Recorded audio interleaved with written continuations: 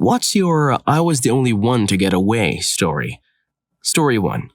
Hotboxing a truck with some friends of a friend senior year in an empty parking lot of some park, already baked as hell, when suddenly the Taco Bell we gorged on earlier is going crazy in my bowels, and holy crap, I need a bathroom. I ran and stumbled my way to the public restroom on the other side of the parking lot. I finish, and as I'm about to walk out, I see what looks like red lights illuminating the entrance. I start losing my mind. I know it's cops and everyone's high as a kite. At this point, I knew A, my friends are screwed, and B, what the hell should I do? I retreated to the farthest stall and texted my parents saying I was crashing at some dude's house. Ended up falling asleep in the stall. Woke up the next morning and I got another friend to pick me up. Got away, no one ratted me out. And that's how Taco Bell simultaneously destroyed and saved me at the same time. Legendary. Story 2. Was at a fishing show and we had been following the tour for a while. Undercovers caught my dude rolling a blunt in the car. Then the other dude with us was coming by. I'm throwing as many "get out, son" looks I can, but they popped him for having pills when he came by. So everyone I was with, including the dude who owns the car, got arrested. Thousands of miles from home. As the smartest in the group is getting cuffed, he asks the cops to give me his keys and their tickets. So I had a pocket of concert tickets, a car that isn't mine, and like $100. Took the car, bought a couple of 100 bottles of water and a few 30 packs, and went back to the concert. Sold all of the water for $1 each. Most of the beers except like 15 or so I drank for $3 each, and scalped every ticket for like $120 each. Showed up at the jail with a random girl from the concert, blacked out drunk, and bailed my friends out in all ones. Then bought them a hotel room. I can't leave my people behind, man. You are the type of friend they talk about for ages. Story 3. Drunk with a few friends walking through the docks and trendy bar area and see an industrial building with a tantalizingly easy climb up to the roof. We climb up on the roof, they recycle plastic. Someone reports burglars on the roof because recycled plastic and trash must be a big target, and cops show up. I casually climb onto a tree that overhangs the roof and quickly pass out, and the cops don't see me. My friends don't rat me out. They get banned for life from a bar in a completely different area of the dock complex because the cops told them they caught them trying to cut a hole in the roof and burgle them. Utter bullcrap. We were stargazing and drunk chatting. Anyway, I wake up a few hours later and ask why they left me up there, and I'm reminded of the whole cop thing and informed they weren't arrested but were banned from a bar. We went to the bar the next day to make a point. Story 4. I'm the only one left from my group of 3 best friends since 3rd grade. The first one hung himself because he was a pain pill addict, and I think the pressure of addiction and owing a lot of people money got to him. Ate a ton of Klonopins and hung himself on his mom's porch with a dog leash. My wife was dating him when I met her, and I always joke about it when people ask how we met. I say she was dating my friend and I stole her, and when they ask if we're still friends, I get quiet and say he killed himself. The second one was a heroin addict. Wrecked his car badly when he nodded off, and he lived. After getting home from the hospital, he shot up again and nodded off while eating cereal and choked. His mom found him blue in the face. He lived, but is a completely different person who will never be independent again. The third one just died recently. He was the most badass person ever. Had so much fun in the life he loved. He was that dude on your social media you lived vicariously through. Badass chicks every month, awesome road trips to Mexico one week and Alaska the next. He loved living the biker life. I couldn't even cry when he died because he died doing what he loved. He had literally said to me that he would rather die on his bike than do anything else. Anyway, this will probably be buried, but it felt good to write. I've been off drugs, except for booze for a while now, and my wife and I are really happy. Glad I made it out of that town alive. Definitely miss my bros though. We had some great freaking times. Story 5. Lollapalooza a few years back. Me and my one friend and about 10 other random kids were walking around the festival looking for a place to hop the fence and sneak in because none of us bought tickets. We finally find an area where there are only a couple of security guards. There were about a dozen of us that hopped on this tall fence at the same time. Little did we know that the Chicago police security tent for the festival was right where we all hopped the fence. As soon as we hopped the fence, about 8 cops came running out of nowhere, and at least half the group was on the ground, the security holding them down immediately. This security firm had some athletic jack types. The cops got the other 4 kids after about a 15-foot intense dash. I swear, kids were getting tackled left and right.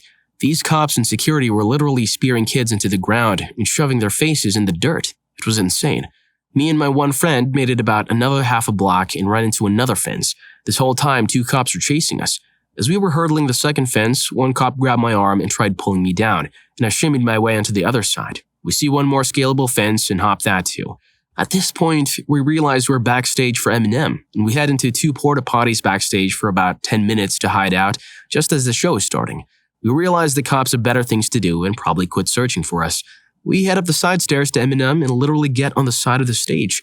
Nothing better than an adrenaline-filled sprint hopping multiple fences and making it on stage with Eminem for free. My friend's Southern Comfort pint didn't fall out of his pocket, so we had that to drink.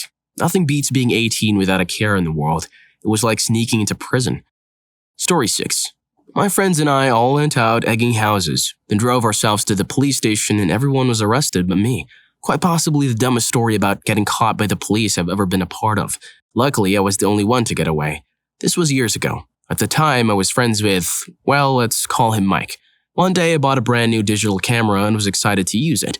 I met up with Mike at his house and another friend, let's call him Chris, was there, as well as Mike's current girlfriend, Kelly.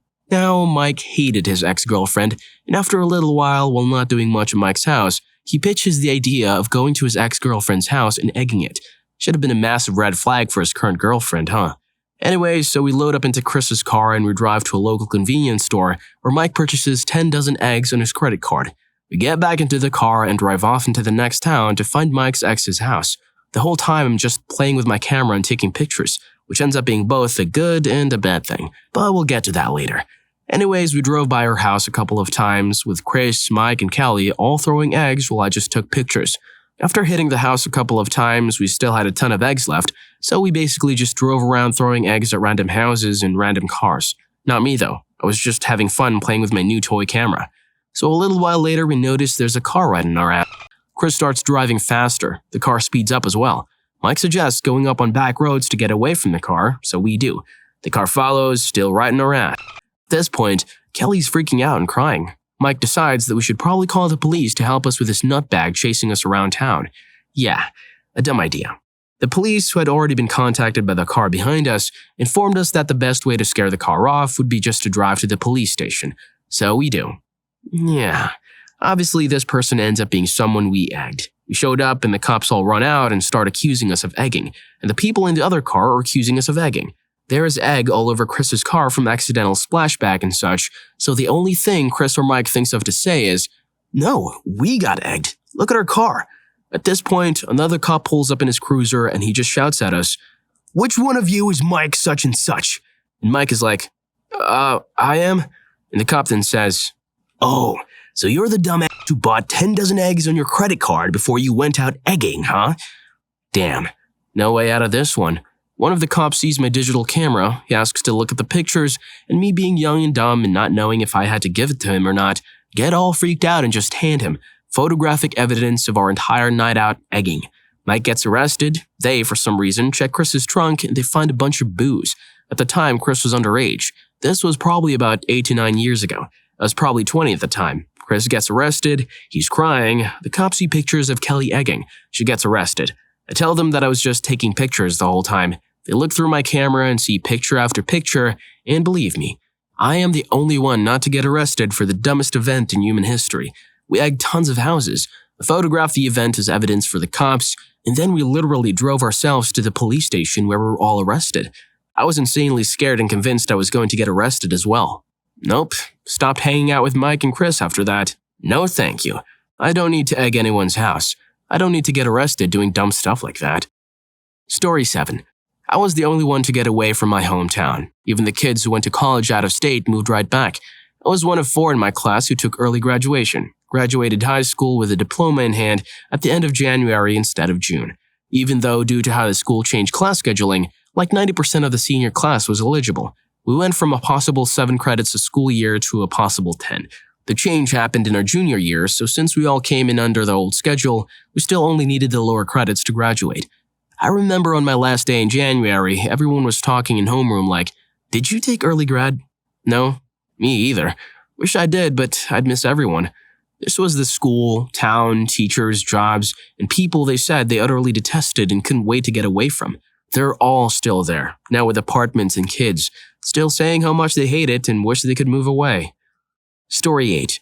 I was a stupid kid who tried to make his own fireworks, and accidentally created what amounts to a small pipe bomb, which went off in my parents' house while they were home. I got grounded and missed a camping trip which nearly killed my buddies. I was the kid who always got caught. wasn't that I was a bad kid or anything, but every time I even joked about doing something, I got caught. This story is no different, but for once, it worked out in my favor.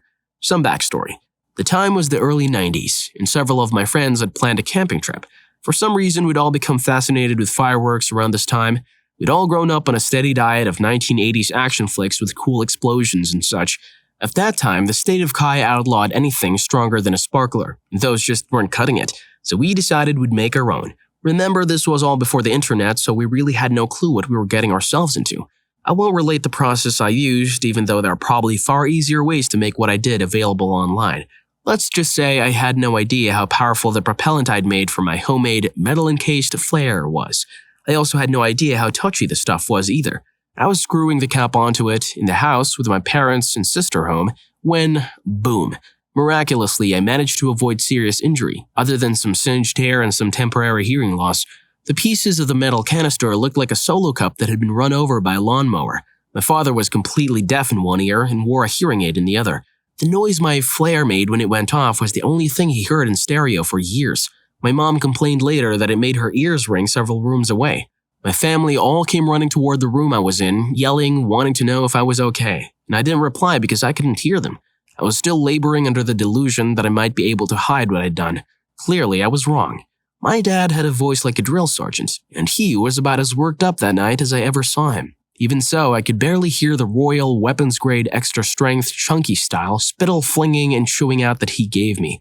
He practically peeled the wallpaper, and I'm sure at least a third of it was illegal in 7 states, or so my sister told me later. She still looks a bit shell-shocked whenever the subject comes up. Anyway, I got grounded, good and proper. Consequently, I missed our little camping trip. My buddies went without me since it looked like I was going to be grounded until the return of Halley's Comet in 2061. It all started out well. The weather forecast called for unusually warm weather that weekend. They loaded up and went out in the middle of nowhere, then hiked way back into the woods to set up camp.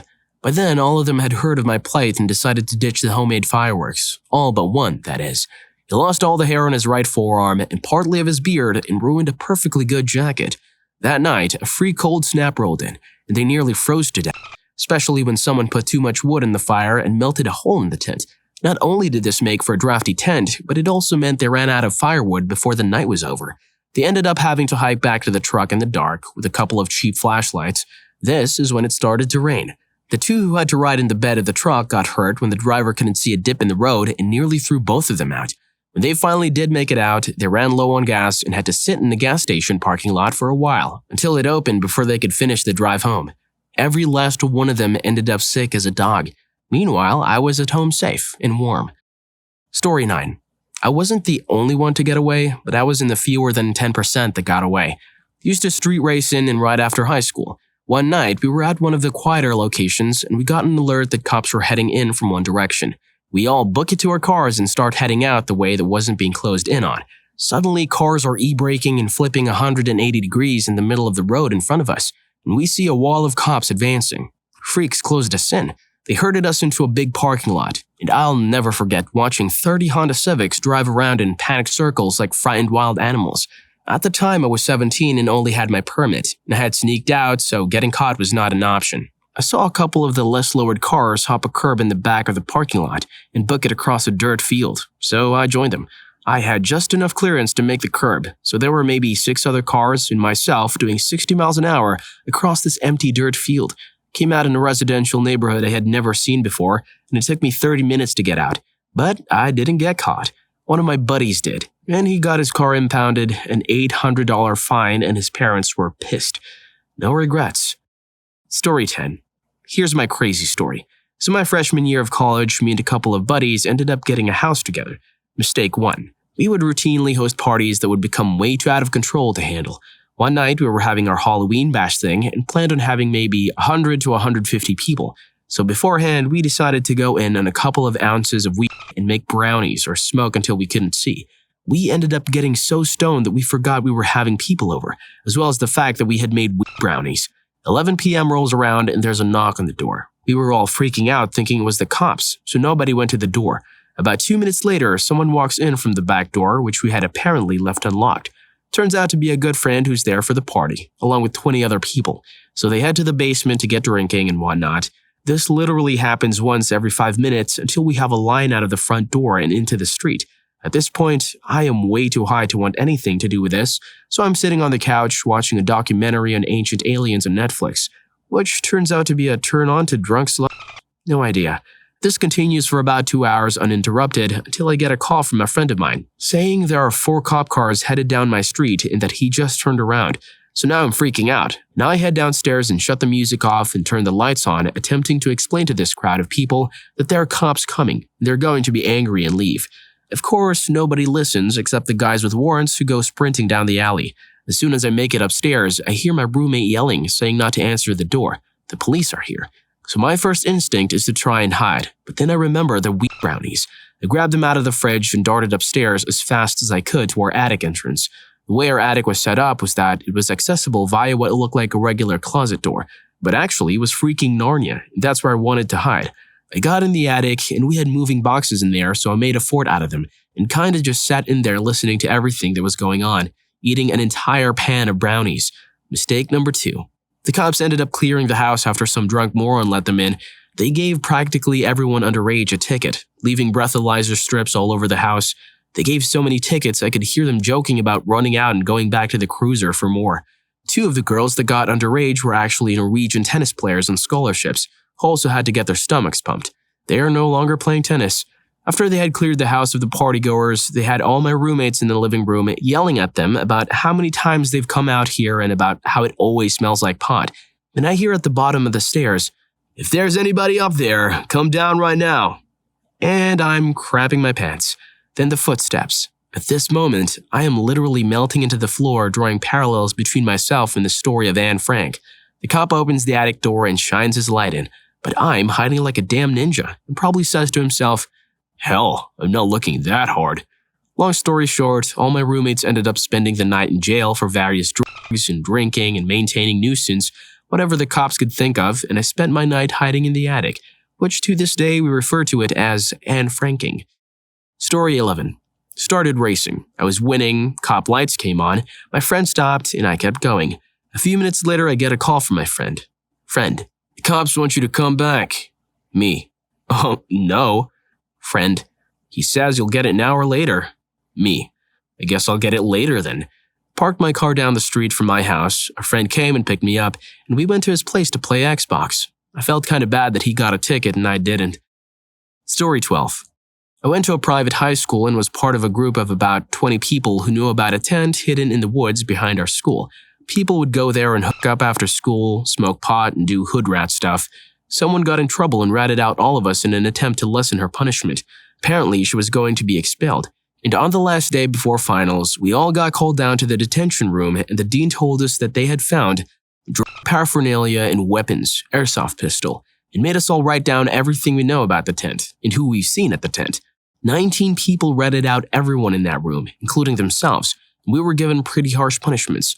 3 were expelled. Some were suspended into the next year, and the rest got demerits. I wrote down, "I have no idea what you're talking about." Went and talked to the deans and said the same thing, and was off the hook. I'm certain my name was on every list, and I'm sure they wanted to nail me, but I denied, and I guess they were satisfied with 19 people giving themselves up. Story 13. I was gambling in Vegas on a Friday, with a friend's bachelor party coming up the next day. Playing blackjack, mostly just killing time waiting for dinner, but the table was on fire. It was a full table shortly after I sat down. I played for a couple of hours, and the table was all up on money anywhere from $50,000 to $800. The $800 was me. Everyone else was literally up at least 10 grand. It's about 20 minutes before I'm supposed to meet up with someone, so I call it and head back to my room so I can shower and change for the night. Head out for dinner and have a good night. The next morning, my buddies call me down to the lobby to meet up. As I get down there, out of sheer coincidence, they're talking to the dealer that was at the table when I left. She says, "There he is," and points at me. Friends are like, "No shot." Turns out, I was the only one that walked away from that table with $1 to my name.